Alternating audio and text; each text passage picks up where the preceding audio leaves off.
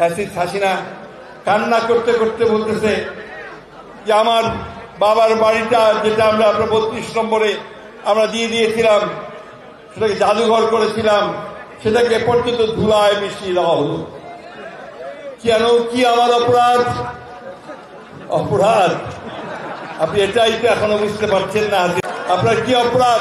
আপনি একটা জাতিকে ধ্বংস করবার চক্রান্ত করেছেন, আপনি একটা জাতির অধিকারকে ধ্বংস করেছেন, স্বাধীনতা ধ্বংস করবার চেষ্টা করেছেন, আপনি দেশকে বিক্রি করে দিয়েছেন অন্যদের কাছে, আমার ধর্মকে ধ্বংস করার চেষ্টা করেছেন, আমার কৃষ্টিকে ধ্বংস করবার চেষ্টা করেছেন, আমার ইতিহাসকে বিকৃত করেছেন, সবকিছু ধ্বংস করে দিয়েছেন আপনি।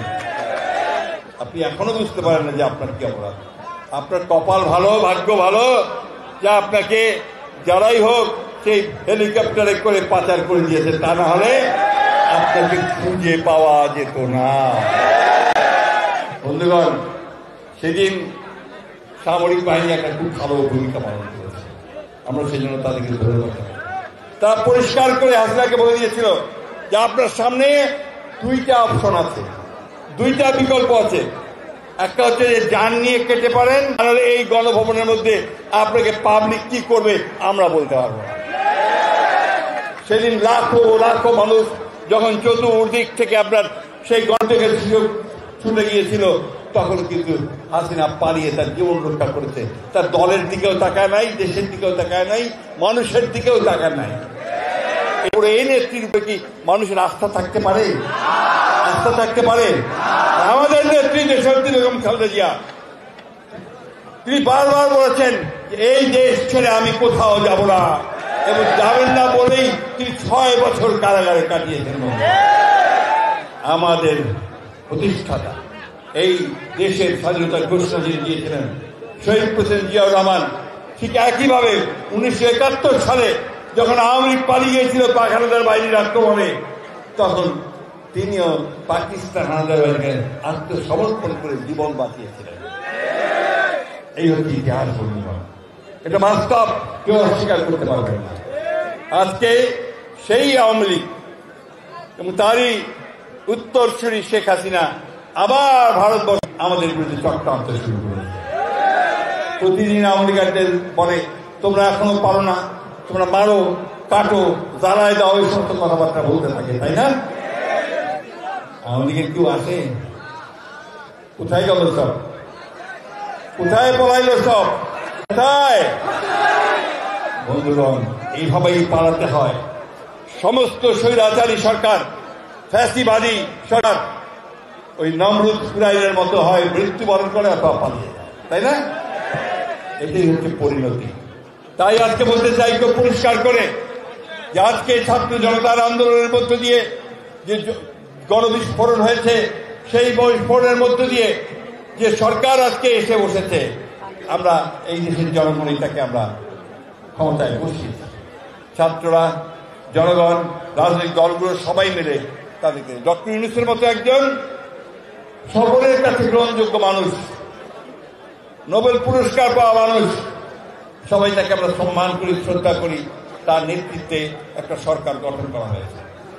আমাদের প্রত্যাশা, আমাদের অনেক প্রত্যাশা ছিল যে এই সরকার খুব দ্রুত যে সংস্কারগুলো করা প্রয়োজন সেই সংস্কারগুলো করে অতি দ্রুত জনগণের ক্ষমতা জনগণের হাতে ফিরিয়ে দেবে, তাই না? অর্থাৎ মানুষের হাতে যে ওই একটা ক্ষমতা আছে, ভোট দেওয়ার ক্ষমতা। এই 15 বছর তারা ভোট দিতে পারে নাই।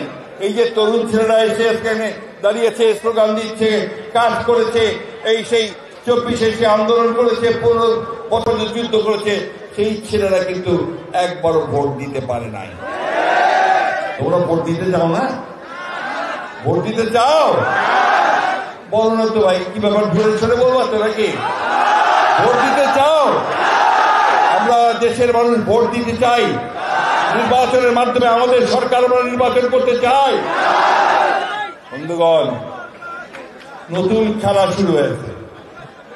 খেলা, সেই খেলা কি? কিছু কিছু দল বলছে, কিছু কিছু মানুষ বলছে যে জাতীয় সংসদ নির্বাচনের আগে স্থানীয় সরকারের নির্বাচন হতে হবে। অর্থাৎ ইউপি নির্বাচন পৌরসভা নির্বাচন আর ওই উপজেলা নির্বাচনটা আগে হতে হবে। বন্ধুগণ, আমাদের অভিজ্ঞতা আছে, সরকার যদি জনগণের প্রতিষ্ঠিত না হয় এবং সেই দেশে যদি শান্তি শৃঙ্খলা ফিরে না আসে, তাহলে এমনিতেই এই স্থানীয় সরকার নির্বাচনে নিয়ন্ত্রণ করা সম্ভব হয় না। প্রতিদ্বন্দ্বী প্রার্থীরা একে অপরকে খুন করে, মানুষকে মারে, আগুন জ্বালিয়ে দেয়, একটা নৈরাজ্য সৃষ্টি করে। আজকে আমি জানি না এই সরকার কি জেনে শুনে একটা দেশে একটা নৈরাজ্য সৃষ্টি করতে চান অথবা একটা গৃহযুদ্ধ করার দিকে যেতে চান, আমি জানি না। আমি আশা করবো যে তারা সেটা করতে দেবেন না। তো আমি রাজনৈতিক দলগুলোকে যারা বলছেন দু একটা দল যে স্থানীয় সরকার নির্বাচন আগে করতে হবে, তাদেরকে অনুরোধ করে বলতে চাই, দেশকে আর ধ্বংসের দিকে ঠেলে দেবেন না।